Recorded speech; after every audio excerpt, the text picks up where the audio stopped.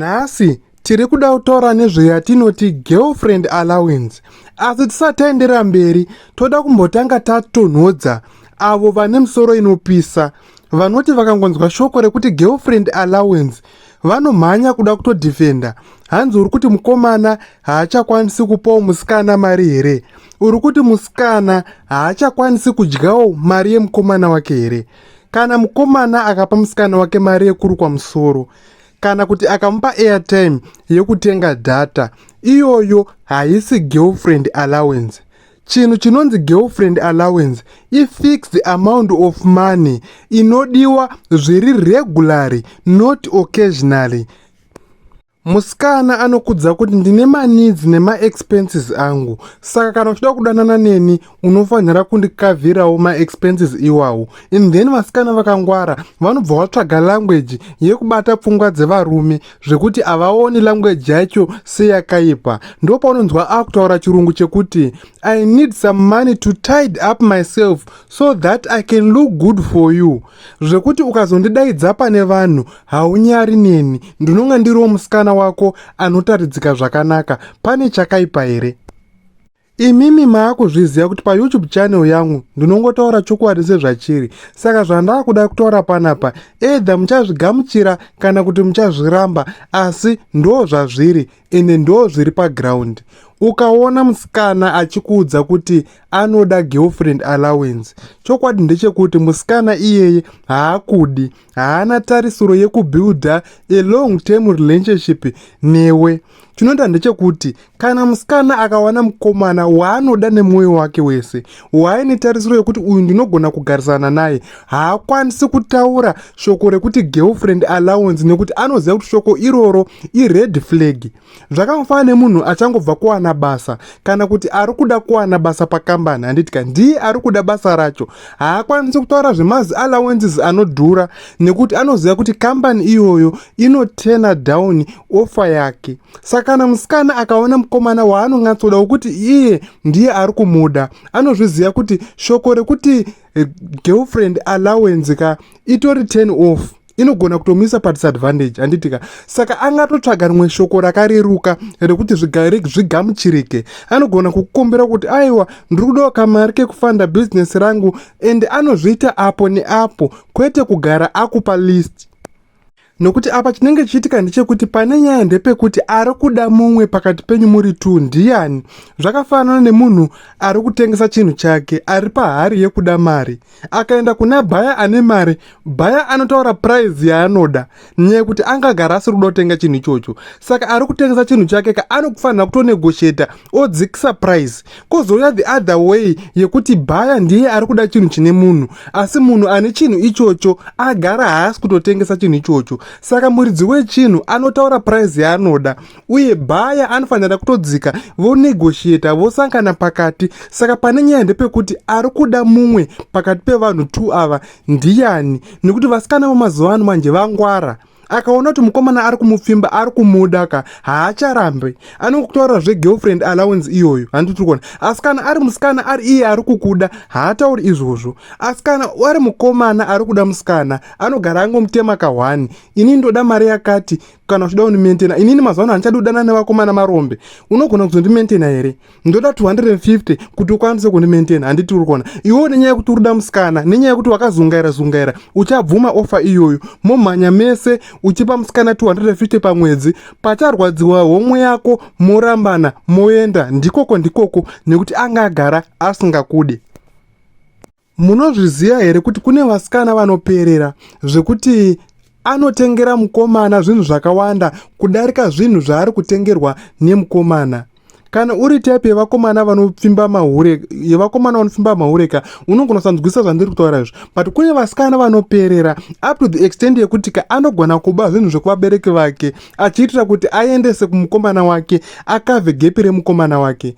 Kune vasikana vanotosvika extreme yekuti anodanana nevakomana 3, 1 waari kuda and then 2 vakomana ndeve kurohwa mari chete, mari iyoyo ichiendeswa kumukomana waanenge achida nemwoyo wake wese. Ndo zvinoita vasikana vanoperera, asi ndoziva kuti kune vakomana vachandiitisa naro. Chinoitika ndechekuti chirauro chauri kushandisa kubata hove, bait yauri kuisa kuti kubate hove, ndo inodhutemaina hove dzauchabata.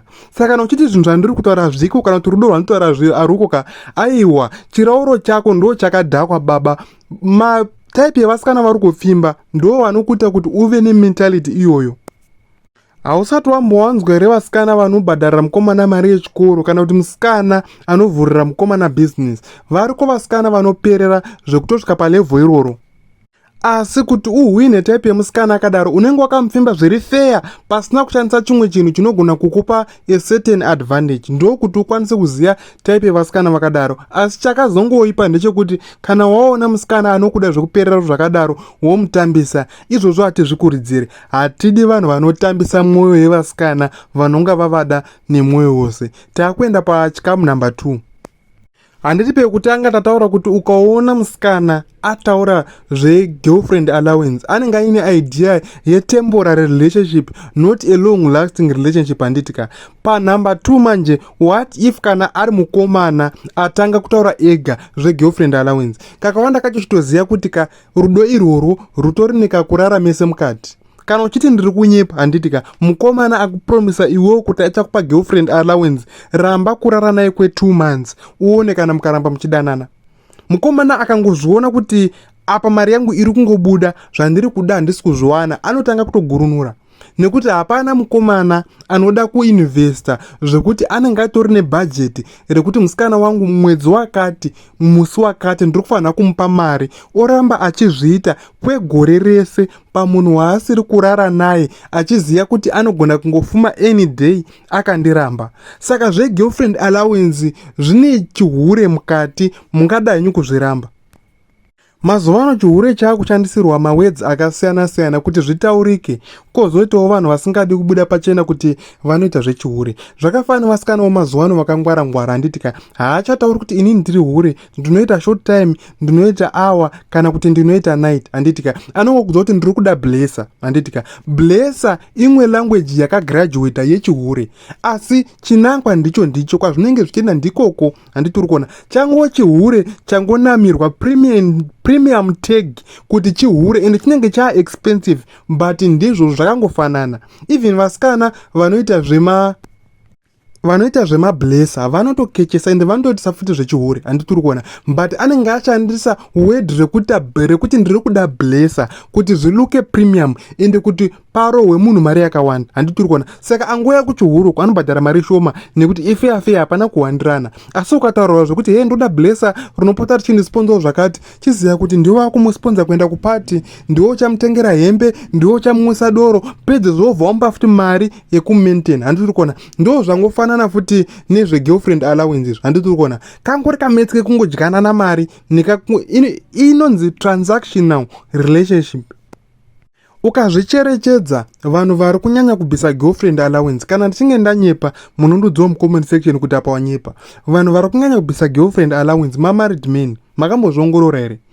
Varume vaya vane dzimba dzavo vanonga vaine tumari twavo ndiye anobvisa girlfriend allowance. Kana uchipuwa girlfriend allowance kakawanda kacho unenge waita seke kuti uri small house, ende hauchakwanisi kupopota nezveimba yake nezvemarriage yake, nekuti anokubvunza kuti handisiri kukupa chii, iwo uri kuda chii, zvese ndiri kukupa 1, saka zveimba yangu unei nazvo, zvelife yangu unei nazvo. Saka ukazvitarisa kakawanda kacho vanhu vari kubvisa magirlfriend allowance varume vari married, kwete mukomana fair ari kungatsoda zvekuroora otanga futi kuchajwa maallowances. Varume ka ngatisanyeperana. Tataura kuti allowance yakasiyana nemari yaunopa musikana wako kuti uda kungomurukisa musoro, uruda kumutengera hembe kana kuti kungomusurprisawo. Iyoyo haisi allowance, rudo rwamune muchiitiranawo. Allowance kakawanda kacho itori mari itori fixed yokuti baby unotokudza kuti shamari kaka pamwedzi ndoda mari yakati, ndo inokwanisa kumaintaina lifestyle yangu. But ndaakuchichipendera video yangu kana kuti kuvharisa video yangu, ndoda kuivharisa nemubvunzo. Nhai vedu we vakomana nevasikana, vana baba naana mai, zvinoita here kuti musikana abve pamba pevabereki vake oenda kunozvirojera asingazivi kuti mari yerendi achaiwana kupi kana kuti achaiwana sei, zvekuti anogumisira akupa mutoro kumukomana waari kudanana naye kuti ndibhadharire rendi? Zvinoita here kuti musikana abve pamba pevabereki vake achisarudza kuenda kunogara ega asingazivi kuti mari yechikafu ndichaiwana sei, mari yemafuta ekuzora, hembe dzekupfeka nelifestyle ndichaiwana sei, zvekuti anoona zvakakodzera zvitori nevalue kuti ataurire mukomana waari kudanana naye kuti ndiri kuda allowance yekusevhisa lifestyle yake yaifanira kunge achizoraramira. Zvine musoro here zvinhu izvozvo? Mukakwanisa kunzwisisa mibvunzo 2 iyi, mukanyatsonzwisisa kuti panotaurika zvegirlfriend allowance nyaya yacho inenge ichienda kupi. I hope manzwisisa. Vanokwanisa kuwedzera pandisina kuwedzerawo mowedzerawo mucomment section tosanga